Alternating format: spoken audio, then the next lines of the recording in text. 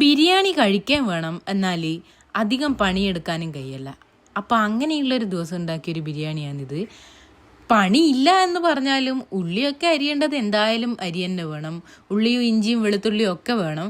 പക്ഷേ എന്താണെന്ന് വെച്ചാൽ നമുക്കിത് അധികം വഴറ്റണ്ട, അതിന് പ്രത്യേകം ആക്കണ്ട, അതൊക്കെ തന്നെ. ഇത് കാണുമ്പോൾ തന്നെ മനസ്സിലായിട്ടുണ്ടാവും നമ്മളെ കുക്കർ ബിരിയാണിയാണ്.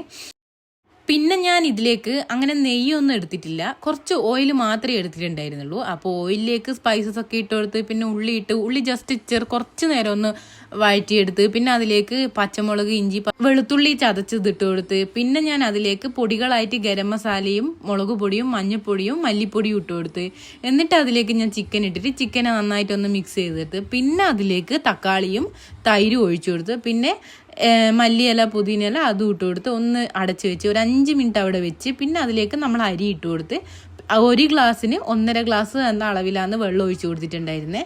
എന്നിട്ടൊരു 10 മിനിറ്റ് ഒന്ന് ലോ ഫ്ലെയിമിലൊന്ന് കുക്കറിൽ വേവിച്ചെടുത്ത്, എന്നിട്ടിതാ നല്ലതായിട്ട് എയറൊക്കെ പോയതിന് ശേഷം സെർവ് ചെയ്ത്. ഇത്രയേ ഉള്ളൂ.